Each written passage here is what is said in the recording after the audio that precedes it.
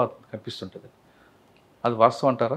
వెళ్తే అపవాదం అంటే ఇప్పుడు మనకు అల్టిమేట్గా న్యాయాన్ని ఇచ్చేటువంటి వ్యవస్థ న్యాయ వ్యవస్థ. నేను ఇంతకుముందు చెప్పినట్టు పబ్లిక్ అండ్ జడ్జి రేషియో అనేది చాలా తక్కువగా ఉంది. తర్వాత ఏ కేసు డిస్పోజ్ చేయాలన్నా కూడా దానికి ఫ్రమ్ ది బిగినింగ్ నుంచి చివరి వరకు ఒక ప్రొసీజర్ ఉంటుంది. ఆ ప్రొసీజర్ కంపల్సరీ ఫాలో కావాల్సిందే. There is no shortcut. కాబట్టి ఇంతకుముందు కంటే కూడా ఇప్పుడు చాలా స్పీడ్గా కేసులు జరిగేటువంటి పరిస్థితి ఏర్పడింది.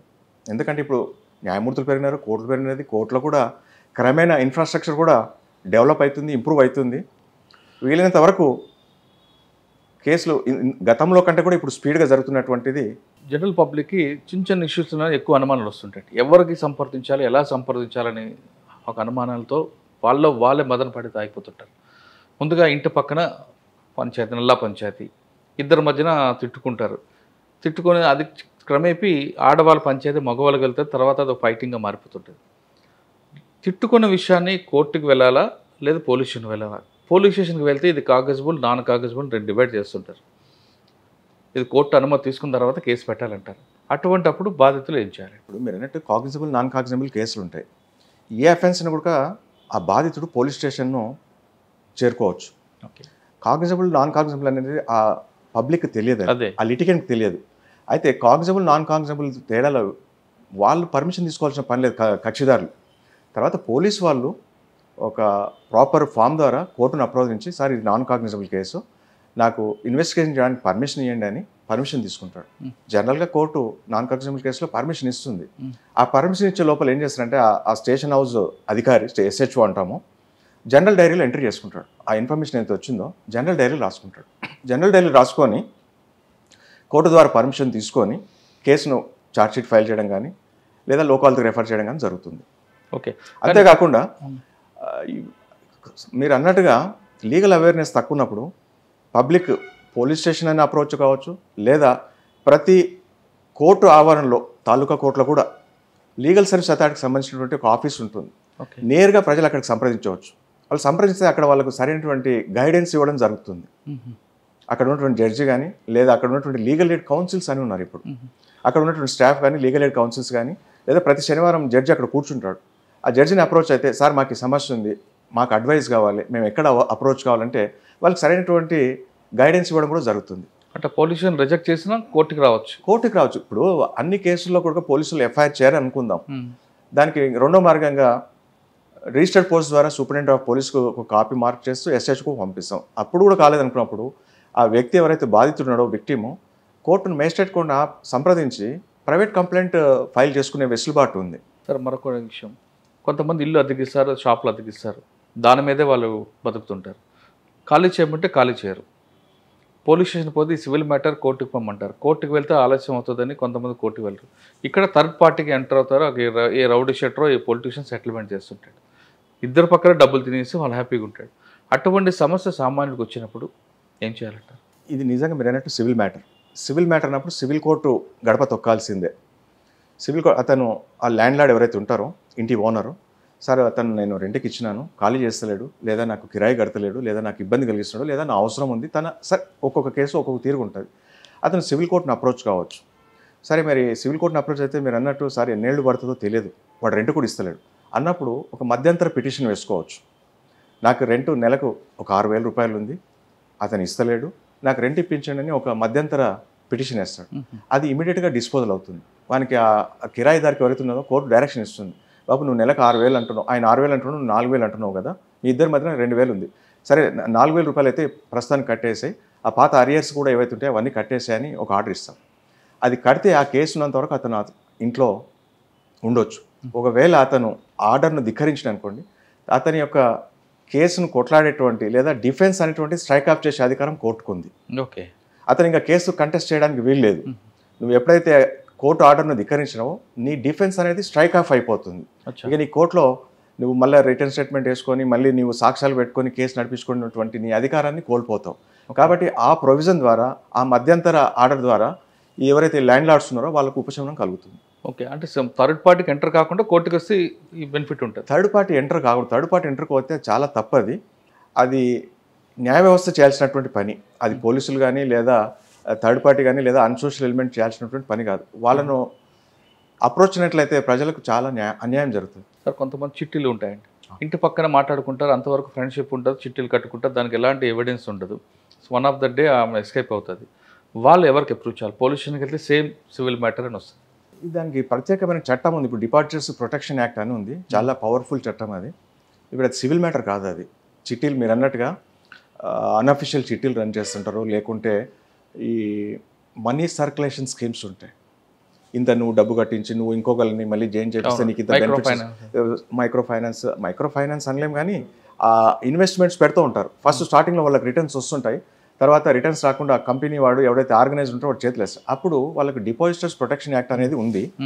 వాళ్ళు పోలీస్ అప్రోచ్ కావచ్చు, పోలీస్ ఎఫ్ఐఆర్ చేస్తుంది, అప్పుడు క్రిమినల్ కేసు అవుతుంది. అలాంటి కేసులు చాలా నడుస్తున్నాయి ఇప్పుడు. సరే, నెక్స్ట్ అత్తామామ కోడలు వేధిస్తుందని అత్తామామ, ఇది అత్తామామను వేధిస్తున్న కోడల వైపు నుంచి ఏం చేయాలి, అత్త వైపు నుంచి ఏం చేయాలి? భర్త ఏమంటున్నాడు? భర్త అటు ఇటు కాకుండా ఉంటాడు కదా, తల్లిదండ్రులకు చెప్పలేడు, ఇటు భార్యకి చెప్పలేడు. భర్త అందులో ఇంపార్టెంట్ రోల్. సరే, అత్తామామ వేధిస్తున్నారని కోడలు ఎవరికి చెప్పాలి? పోలీస్ స్టేషన్కి వెళ్తే అదొక కేసు, లేదు భర్తకు చెప్తే అటు అమ్మని కాదనలేడు, భార్యని కాదనలేడు. ఇప్పుడు నిజంగా ఆమె వేధించబడుతుంది ఒక కోడలు అత్తమామలు అంటే ఇట్ ఈస్ డెఫినెట్లీ వేధింపుల కేసు కిందకి వస్తుంది. అంటే 498 ఐపీసీ, ఇంతకుముందుకు ఐపీసీ, ఇప్పుడు కొత్త చట్టం వచ్చింది అనుకోండి, బిఎన్ఎస్. ఆ వేధింపుల చట్టం కిందకి వస్తుంది. ఆమె నిస్సందేహంగా పోలీస్ స్టేషన్ అప్రోచ్ కావచ్చు నిజంగా ఆమెకు వేధిస్తున్నట్లయితే. ఓకే సార్, అటువంటి కేసుల్లో కోడలు తన ఉద్యోగంలో వచ్చిన జీతంతో ఇల్లు కొనుక్కుంది, మెయింటెనెన్స్ కింద ఈఎంఐ ఆమె కట్టుకుంది ఆమె శాలరీ నుంచి. ఇంట్లో అత్త భర్త అందరూ ఉంటారు. వన్ ఫైన్ డే ఇద్దరు మధ్య డిస్ప్యూట్ వచ్చి కోడలు ఇంటి నుంచి వెళ్ళిపోతుంది, కానీ ఈఎంఐ మాత్రం ఈమె శాలరీ నుంచి కట్ అవుతుంది. భర్త ఇంటి నుంచి ఖాళీ చేయడు, అత్తామామ ఇంటి నుంచి పోరు. అటువంటి కోడల పరిస్థితి ఏం చేయాలి? కోర్టును అప్రోచ్ కావాల్సిందే. కానీ ఈలోగా శాలరీ కట్ అవుతుంటుంది కదా అమ్మాయి. శాలరీ కట్ అయినా ఆమె ఇంటి ఓనర్షిప్ ఆమెకే ఉంటుంది కదా, ఇంటి ఓనర్ కోడలే ఉంటుంది. ఆమె తన లోన్ పెట్టి తన సేవింగ్స్ పెట్టి ఇల్లు కొన్నది. ఇల్లు కొన్నప్పుడు ఆమె లోన్ తీసుకున్నది. లోన్ తీసుకున్నప్పుడు న్యాచురల్గా ఇన్స్టాల్మెంట్ కట్ అవుతుంది. అయినంత మాత్రాన ఆమె ఓనర్షిప్ అయితే ఎక్కడ పోదు కదా. ప్రజెంట్ అయితే వాళ్ళు ఉండాల్సిందంటారా? అంటే కోర్టు ద్వారా వాళ్ళని ఖాళీ చేయించాలి. ఈమె చట్టాన్ని పొజిషన్లో ఆ ముందు కాబట్టి మేము ఖాళీ చేయించలేమని పోలీసులు అంటుంటారు. పోలీసుల కేసు కాదు ఇది సివిల్ కోర్టుకు పోవాల్సిన కేసు ఇది. తర్వాత తను ఆ కోడలు అవుతుందో ఆమె చట్టాన్ని తన చేతిలోకి తీసుకోలేదు. తీసుకొని ఫైన్ మార్నింగో లేదా నైటో అత్తమామని తీసి ఏదో ఫోర్స్ ఉపయోగించి బయట పడేసే ఛాన్స్ ఉండదు, అవకాశం ఉండదు. వాళ్ళని చట్టపరంగానే ఖాళీ చేయించాలి. ఓకే, దానికి పోలీసులు కూడా ఏం చేయలేరు. వాళ్ళ దగ్గరికి పోతే ఇది సివిల్ కేసు, మీరు సివిల్ కోర్టును అప్రోచ్ కండి అంటారు. కాబట్టి సార్, ఇప్పుడు కోడలు వేధిస్తుందని అత్తమామ ఉన్నారండి, వాళ్ళు ఎవరికి అప్రోచ్ అంటే? వేధింపులు అయితే పోలీస్ స్టేషన్కి వెళ్ళాల్సిందే, లేదంటే కోర్టుకు రావాల్సిందే. పోలీస్ స్టేషన్కి వెళ్తే కొడుకు పరుగు పోవద్దని అనుకుని భావించే తల్లిదండ్రులు ఉన్నారండి. ఇప్పుడు అలాంటి రాని కేసులు ఎన్నో ఉంటాయి. పరువు పోతుందనో లేకుంటే మనకు పని జరగదనో అటువంటి రాకుండా ఇంట్లో సతమతమైన కేసులు ఎన్నో ఉంటాయి. మనం వాటి గురించి మనం మాట్లాడుకోలేం, ఎందుకంటే మనకు తెలియని అన్నోన్ కేసెస్ చాలా ఉంటాయి. మనకు తెలిసేటి నోన్ కేసెసే కదా. వాళ్ళకు తప్పదన్నప్పుడు విధిలేనప్పుడు అయితే వాళ్ళు పోలీస్ స్టేషన్ అన్నా అప్రోచ్ కావాలి, లేదా వాళ్ళకి నియరెస్ట్ కోర్టు కన్నా పోవాల్సి ఉంటుంది. తప్ప ఇక మూడో వ్యక్తి చేతులకు వాళ్ళ ఈ న్యాయం వాళ్ళు చెప్పలేరు. They are not entitled to deliver justice. Sir, అబ్బాయి అమ్మాయి ఈవ్ టీచింగ్ కేసు అయితే మీ దగ్గర సెక్షన్స్ ఉన్నాయి. పోలీస్ స్టేషన్కి వెళ్ళినా అమ్మాయి కంప్లైంట్ తీసుకుంటారు. 506 అంటే ఒకప్పుడు ఐపీసీలో 506 అవ్వచ్చు, 509 రకరకాల సెక్షన్స్ అవుతాయి. కానీ అదే అమ్మాయి అబ్బాయికి వేధించింది అనుకోండి, కేసు అవుద్దా? Very typical question. కానీ మన చట్టంలో అలాంటి ప్రొవిజన్ ఏం లేదు. అమ్మాయి అబ్బాయిని వేధిస్తున్నాడు కాబట్టి ఇతను ఈమె నిందితురాలని ఎక్కడ లేదు. ఒకవేళ 354 కేసు తీసుకున్నట్లయితే 354 ఏంది? Outraging the. పాత చట్టం నుంచి మాట్లాడుతున్నాను. ఈ కొత్త చట్టంలో వేరే ప్రొవిజన్ వచ్చింది. 354 ఐపీసీ తీసుకుంటే outraging of modesty of a women. అంటే దాంట్లో మీరు ఏమనుకుంటారు? కామన్ మ్యాన్ మామూలుగా మగవాళ్ళే ముద్దాయిగా ఉంటారు, కానీ లేడీస్ కూడా ముద్దాయిలుగా ఉన్నటువంటి కేసులు ఉన్నాయి. 354లో లేడీస్ కూడా ఉన్నారు, 376లో లేడీస్ కూడా ఉన్నారు. ఉంటారు. కానీ తిట్లు దీంట్లో ఈవ్ టీచింగ్ అని చెప్పలేము. దానికి వేరే ఇంకా ఏదైనా హరాస్మెంట్ 506 504 ఇంకేదైనా వస్తుండొచ్చు. ఇప్పుడు బిఎన్ఎస్లో సెక్షన్ మారి ఉండొచ్చు. సో జనరల్గా ఫైనల్గా అడుగుతున్నాను సార్, ఈ ప్రొఫెషన్లో రావాలనుకున్న వాళ్ళకి మీరు ఇచ్చే మెసేజ్ ఏంటంటే? ఒకటి. రెండోది, కామన్ మ్యాన్ ఎప్పటికైనా లీగల్ అవేర్నెస్ తీసుకోవాలంటే ఏం చేయాలంటారు? చిన్నప్పటి నుంచి పిల్లలకి స్కూల్లో నుంచే తీసుకురావాలా, లేదా కాలేజీకి వచ్చాక మన చట్టాల పట్ల అవగాహన కల్పించాలా? ఈ ప్రొఫెషన్ అంటే ముఖ్యంగా న్యాయవాద వృత్తి, అడ్వకేట్స్ అనేది నోబుల్ ప్రొఫెషన్. ఒక న్యాయవాది నుంచి ఒక పీపీ అవుతాడు, ఒక న్యాయవాది నుంచి ఒక గవర్నమెంట్ ప్లేయర్ అవుతాడు, ఒక న్యాయవాది నుంచి ఒక జడ్జి ఉద్భవిస్తాడు. అంతే కదా, డైరెక్ట్ అయితే జడ్జిగా కాలేరు. ఒక న్యాయవాదిగానే రాణించిన తర్వాతనే అతని స్థాయిని బట్టి జూనియర్ సివిల్ జడ్జా, డిస్ట్రిక్ట్ జడ్జా, హైకోర్టు జడ్జి అనేటువంటిది జరుగుతుంది. సో ఈ వృత్తి అనేటువంటిది ప్రజలకు మేలు చేయాలనుకున్నటువంటి తపన ఉన్న వ్యక్తికి మంచి ప్లాట్ఫామ్. ఒక న్యాయవాదిగా ప్రజలకు మేలు చేయొచ్చు, న్యాయం చేయొచ్చు, బాధితుల తరపున పోరాడవచ్చు, వాళ్ళకున్న హక్కుల గురించి తెలియజెప్పచ్చు, వాళ్ళ హక్కుల గురించి పోరాడవచ్చు. అది కేవలం న్యాయవాది చేయగలుగుతాడు. అదేవిధంగా ఒక జడ్జిగా కేసులను బట్టి లోకాల ద్వారా కానీ, మీడియేషన్ ద్వారా కానీ, లేదా రెగ్యులర్ కోర్టులో న్యాయం చేసినటువంటి తృప్తి అనేటువంటిది కలుగుతుంది. ఇట్ ఈస్ ఎ ప్యాషన్ అండి. ఇది ఉద్యోగం అంటే డబ్బు గురించి చేసే ఉద్యోగం కాదు. ఇది ఒక ప్యాషన్ ఉండాలి, ఒక డెడికేషన్, ఒక కమిట్మెంట్. ప్రజలకు న్యాయం చేయాలి, సత్వర న్యాయం చేయాలి, కరెక్ట్ న్యాయం చేయాలనేటువంటి ఒక తపన ఉండాలి జడ్జి లోపల. అప్పుడు మనకు జాబ్ సాటిస్ఫాక్షన్ ఉంటుంది.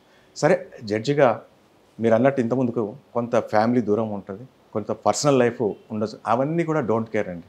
ఈ జాబ్ సాటిస్ఫాక్షన్ ముందర అవన్నీ డోంట్ కేర్ అని అనిపిస్తుంది నాది. That is my personal opinion. ప్రజలకు అవగాహన కల్పించాలంటే చిన్నప్పటి నుంచి స్కూల్లో నుంచి తీసుకురావాలా, కాలేజీలోనే ప్రజలకు చట్టాల పైన అవగాహన కల్పించాలి? చిన్నప్పటి నుంచి కూడా లీగల్ అవేర్నెస్ కల్పిస్తే మొక్కై వంగంది మానై వంగదు అంటారు కదా. అట్లాగే పిల్లల్లో కరికులంలో కూడా ఈ న్యాయ విద్యకు సంబంధించినటువంటి చిన్న సిలబస్ పెడితే కూడా వాళ్ళు మంచి పౌరులుగా రాణించడానికి ఉంటుందని నా అభిప్రాయం.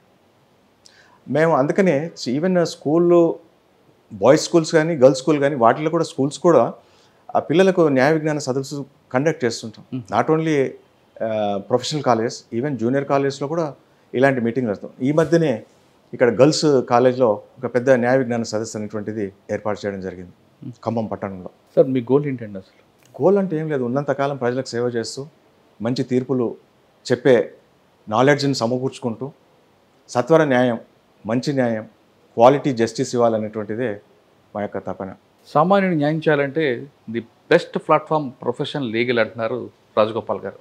కానీ ఈ డిపార్ట్మెంట్కి వచ్చేవాళ్ళు కమిట్మెంట్, నీతి, నిజాయితీ, నిబద్ధత ఉన్న వాళ్ళు మాత్రమే రండి, డబ్బు కోసం అయితే ఈ డిపార్ట్మెంట్ వద్దు అంటూ చెప్తున్నారు. ఖచ్చితంగా పేదవాడికి న్యాయం చేయాలంటే ఈ డిపార్ట్మెంట్ రండి, అందరూ కూడా జడ్జెస్ అవ్వండి. ముఖ్యంగా చెప్పాలంటే ప్రజల్లో అవగాహన కల్పించడానికి రాజగోపాల్ గారు, అదేవిధంగా వాళ్ళు సిబ్బంది చేస్తున్న కార్యక్రమాలను అందరూ కూడా ఒక రోల్ మోడల్గా ఉండాలని ఆశిద్దాం. ఇది రాజగోపాల్ గారితో ఎక్స్క్లూజివ్ ఇంటర్వ్యూ. వచ్చే వారం మరో గెస్ట్ మళ్ళీ కలుద్దాం. అంతవరకు నమస్తే. Thank you sir. Thank you very much.